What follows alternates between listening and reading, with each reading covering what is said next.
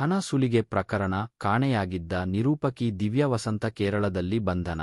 ಇಡೀ ರಾಜ್ಯವೇ ಖುಷಿ ಪಡೋ ಸುದ್ದಿಯಿದು ಎಂದು ಹೇಳಿ ವೈರಲ್ ಆಗಿ ಬ್ಲ್ಯಾಕ್ಮೇಲ್ ಮಾಡಿ ಹಣ ಸುಲಿಗೆ ಯತ್ನ ಮಾಡಿರುವ ಆರೋಪದ ಬೆನ್ನಲ್ಲೇ ಕಾಣೆಯಾಗಿದ್ದ ನಿರೂಪಕಿ ದಿವ್ಯಾ ವಸಂತ ಬಂಧನವಾಗಿದೆ. ಇಡೀ ರಾಜ್ಯವೇ ಖುಷಿ ಪಡೋ ಸುದ್ದಿಯಿದು ಎಂದು ಹೇಳಿ ವೈರಲ್ ಆಗಿ ಬ್ಲ್ಯಾಕ್ಮೇಲ್ ಮಾಡಿ ಹಣ ಸುಲಿಗೆ ಯತ್ನ ಮಾಡಿರುವ ಆರೋಪದ ಬೆನ್ನಲ್ಲೇ ಕಾಣೆಯಾಗಿದ್ದ ನಿರೂಪಕಿ ದಿವ್ಯಾ ವಸಂತ ಬಂಧನವಾಗಿದೆ. ಬೆಂಗಳೂರಿನ ಜೀವನ್ ಭೀಮಾನಗರ ಪೊಲೀಸರು ಬಂಧಿಸಿದ್ದಾರೆ.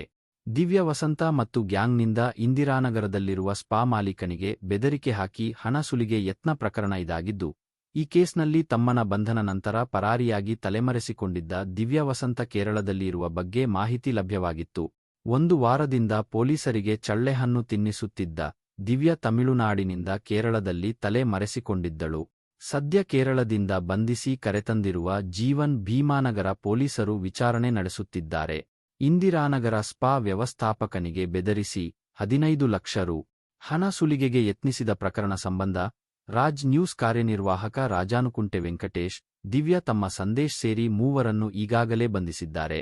ಸುಲಿಗೆ ಕೃತ್ಯಗಳಿಗೆ ವಾಟ್ಸ್ ಆಪ್ನಲ್ಲಿ ಸೈ ರಿಸರ್ಚ್ ಟೀಮ್ ಹೆಸರಿನ ಗ್ರೂಪ್ ಅನ್ನು ವೆಂಕಟೇಶ್ ಹಾಗೂ ದಿವ್ಯಾ ಮಾಡಿಕೊಂಡಿದ್ದರು. ಈ ಗ್ರೂಪ್ನಲ್ಲಿ ತಮ್ಮ ಕಾರ್ಯಸೂಚಿಗಳ ಬಗ್ಗೆ ಆರೋಪಿಗಳು ಚರ್ಚಿಸುತ್ತಿದ್ದರು.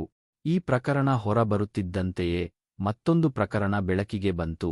ಇಂದಿರಾನಗರದ 80 ಅಡಿ ರಸ್ತೆಯ ಮೈಕಲ್ ಪಾಳ್ಯ ಸಮೀಪದ ಸಹರಾ ಇಂಟರ್ ನ್ಯಾಷನಲ್ ಸ್ಪಾದ ವ್ಯವಸ್ಥಾಪಕ ಮಹೇಶ್ ಶೆಟ್ಟಿಗೆ ಬೆದರಿಸಿ 1 ಲಕ್ಷ ರು ಸುಲಿಗೆ ಮಾಡಿದ್ದು, ಈ ಬಗ್ಗೆ ವ್ಯವಸ್ಥಾಪಕ ನೀಡಿದ ದೂರಿನ ಮೇರೆಗೆ ರಾಜ್ ನ್ಯೂಸ್ ಸಿಒ ವೆಂಕಟೇಶ್ ಹಾಗೂ ಇತರರ ವಿರುದ್ಧ ಇಂದಿರಾನಗರ ಠಾಣೆ ಪೊಲೀಸರು ಎಫ್ಐಆರ್ ದಾಖಲಿಸಿದ್ದಾರೆ.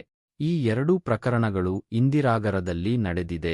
ರಾಜ್ ನ್ಯೂಸ್ ಎಂಡಿ ಸ್ಪಷ್ಟನೆ: ಬ್ಲ್ಯಾಕ್ಮೇಲ್ ಮಾಡಿ ಹಲವು ಕಡೆ ಹಣ ಸುಲಿಗೆ ಮಾಡಿರುವ ಆರೋಪದ ಮೇಲೆ ಬಂಧಿತರಾಗಿರುವ ಆರೋಪಿಗಳಿಗೂ ರಾಜ್ ನ್ಯೂಸ್ಗೂ ಯಾವುದೇ ಸಂಬಂಧವಿಲ್ಲವೆಂದು ಆ ವಾಹಿನಿಯ ವ್ಯವಸ್ಥಾಪಕ ನಿರ್ದೇಶಕರು ಸ್ಪಷ್ಟಪಡಿಸಿದ್ದಾರೆ.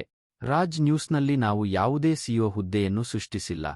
ರಾಜಾನುಕುಂಟೆ ವೆಂಕಟೇಶ್ ಎಂಬುವವರು 3 ತಿಂಗಳಿಂದ ನಮ್ಮ ಸಂಸ್ಥೆಯಲ್ಲಿ ಮಾರ್ಕೆಟಿಂಗ್ ವಿಭಾಗದಲ್ಲಿ ಹೊರಗುತ್ತಿಗೆ ಆಧಾರದಲ್ಲಿ ಕೆಲಸ ಮಾಡುತ್ತಿದ್ದರು. ನಮ್ಮ ಸಂಸ್ಥೆಯ ಸಿಇಒ ಹಾಗೂ ಉದ್ಯೋಗಿಯಲ್ಲ.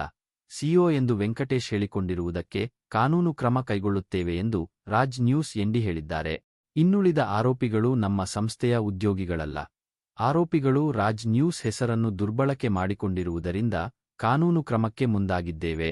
ರಾಜ್ ನ್ಯೂಸ್ ಹೆಸರನ್ನು ಈ ಆರೋಪಿಗಳ ಜತೆ ಸೇರಿಸಬಾರದು.